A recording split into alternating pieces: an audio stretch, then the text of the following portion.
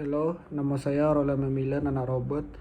Nomor Kametrik saya RCB 2311020110. Hari ini saya ingin membentangkan tentang penekanan elemen komunikasi dan kolaborasi dalam mengatasi kurangnya pemahaman pelajar terhadap pembelajaran karangan dalam subjek bahasa Melayu di sekolah menengah kebangsaan.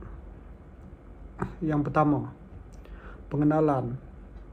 Pada pengenalan, pelajar menghadapi kesukaran dalam penulisan karangan bahasa Melayu. Masalah utama, pengembangan isi, penyusunan idea, dan keyakinan diri. Pada masa yang sama, Pak 21 digunakan dengan penekanan komunikasi dan kolaborasi.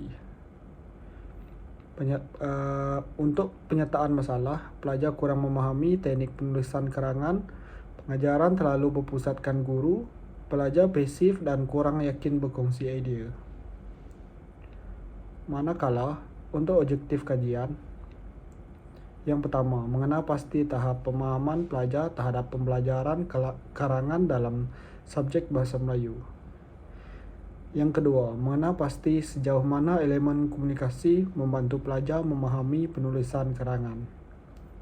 Yang ketiga, mengenal pasti peranan elemen kolaborasi dalam meningkatkan kefahaman pelajar terhadap pembelajaran karangan. Seterusnya, menilai keberkesanan gabungan elemen komunikasi dan kolaborasi dalam membantu pelajar mengatasi masalah pemahaman karangan.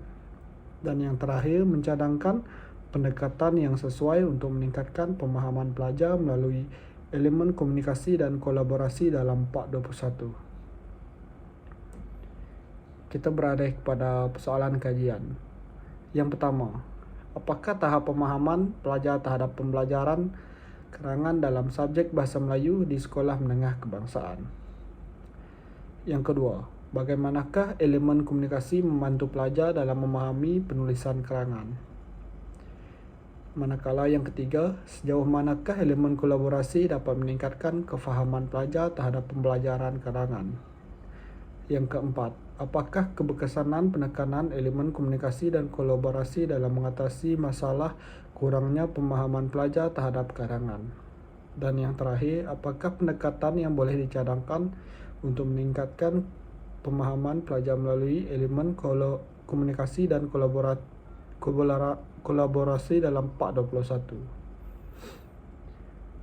Untuk metodologi kajian, reka bentuk. Kajian tindakan kuantitatif peserta 30 orang pelajar tingkatan 1A6. Instrumen, soal selidik, pemerhatian, dan ujian. Untuk pelaksanaan intervensi, aktiviti think pair share akan dilakukan, perbincangan kumpulan dan soal jawab, penulisan karangan secara kolaboratif. Pembentangan data, skor minimum antara 4.00 hingga 4.37. Yang kedua, murid memberikan respon positif. Dan yang terakhir, Part 21 membantu pemahaman penulisan karangan.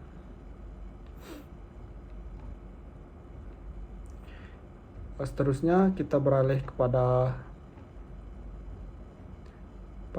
analisis kajian. Komunikasi dan kolaborasi meningkatkan pemahaman murid. Yang kedua, pelajar lebih aktif dan yakin.